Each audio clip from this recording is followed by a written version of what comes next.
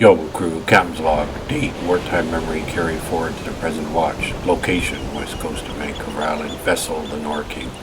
Mission, to keep course in calm seas and listen when the past decides to speak. Conclusion, not all damage at sea comes from storms or enemy fire.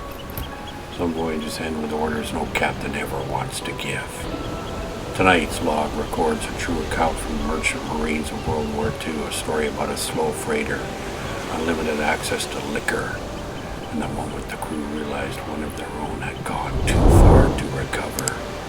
This is the story behind the most infamous order ever spoken aboard a wartime freighter. Tie him in his bunk. I was holding the wheel of the Norking, steering her north along the west coast of Vancouver Island. The sea was calm, unusually calm. No swell, no wind worth naming, just a long, slow glide beneath a setting sun. It was the kind of evening that makes a man reflective, the kind that loosens memories. Captain George stood nearby watching the horizon. He'd sailed these waters longer than most, and calm like that always seemed to pull stories out of him. As the sun slid lower, he began talking about his life before these coasts, about the years he spent as a crewman in the merchant marines during the Second World War. He told me what life was really like aboard the old wartime freighters. They were slow ships, underpowered, poorly armed, and always hunted.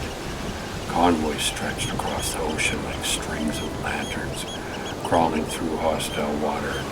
A single voyage could take months before the next port came into view. Weeks blurred together, days lost their edges, sleep came in fragments, never whole. Back then, George said freight wasn't sealed away in steel containers. Everything was loaded mostly by hand, crates, barrels, pallets. The crew knew exactly what was aboard their ship, what fed it, what armed it, and what dulled the fear. Liquor was common cargo. And because the men handled the freight themselves, they knew where to find it. George said the crew would quietly store certain cases in easy-to-access locations in the hold. They drained most of the bottles into other containers and smashed the nearly empty cases and report them as accidents. Broken cargo, lost during loading, written off. It gave the crew a steady supply of alcohol during long, exhausting voyages. For most men, it took the edge off. For some, it kept them functional. For one man, it opened a door that never closed. George said one crewman took it too far. He stole full cases of liquor and barricaded himself inside his stateroom. He didn't sneak, he didn't hide it quietly, he announced himself. Day and night the man made noise, not the occasional drunken outburst, but constant sound. He screamed through the bulkheads, he laughed like a lunatic, he smashed bottles against the walls and deck. He sang drunken songs at all hours, sometimes slurred, sometimes loud and clear, sometimes turning into shouting matches with people who weren't there. The ship couldn't escape him. Every compartment carried his voice. He stopped reporting for dirty, stopped eating regular meals, did nothing but drink. Days passed. The noise never stopped. Sleep became impossible for the men nearby. Tempers shortened. Fear crept in. Not fear of the sea or the enemy, but fear of what that man might do next. At sea there is nowhere to send someone, no cell, no shore, only steel, walls, and distance. When the captain finally decided something had to be done, the crew already knew this wouldn't end cleanly. George said the stateroom had turned into a den. When they finally forced their way inside, mice were crawling freely across the floor. The man had to chase them away. He'd hunted them. He'd taken an old fountain pen, the kind with a sharp metal point, and tied a length of string to it. He threw it like a harpoon. When he caught a mouse, he ate it. No fire, no cooking, no hesitation. By the time the captain ordered the door breached, the man had barricaded himself so thoroughly the crew had to use fire axes. They chopped through the door while he screamed on the other side. He laughed, he taunted them. He sang drunken songs between insults, smashing bottles into the axes bit deeper into the wood. When the door finally came down, he charged. He came at them with a fountain pen, swinging and stabbing. Several crewmen were wounded before they managed to overpower him and rip the pen from his hand. It took numbers to bring him down. Strength alone wasn't enough.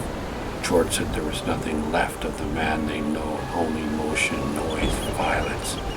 The captain placed him under constant watch, 24 hours a day, no privacy, no trust, just restraint.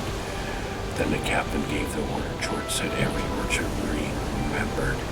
Tie him in his bunk. Not a suggestion, not a debate, an order. The ship carried on. Days later they reached the next port. The man was removed from the freighter, taken away, sent for an extended stay in a place reserved for those who had gone too far, too long at sea. A forced shore leave, permanent. George stopped talking after that. The sun had disappeared below the horizon. The calm sea had darkened, turning flat and black. The Norking held their crew steady and obedient. I stayed at the wheel thinking about how long voyages change people. How isolation and exhaustion don't just wear men down, they strip them. How at sea madness doesn't arrive all at once. It arrives in stages. First fatigue, then indulgence, then permission, and finally feral behavior that no one knows how to undo. The sea doesn't always break ships first. Sometimes it breaks men. The Norking held their course that night. The sea stayed calm. And Captain George's story stayed with me long after the sun went down. Long voyages don't announce when they've taken too much. They don't sound alarms when a man crosses the line. They wait until a restraint is the only option left. That order wasn't cruelty, it was containment. A reminder that at sea, survival sometimes means making decisions and never following ashore. If this story resonated with you, drop a comment below. If you've worked long voyages, isolation watches, or lived shipboard life, your stories matter here. If you want to throw us a line, you can reach us directly at ghostboatadventures@gmail.com. And if you'd like to help keep Ghost Boat afloat, the donation link is in the About section of this channel. To tilt and wake, to fall and shout, Captain Jordan and his crew of ghosts over and out.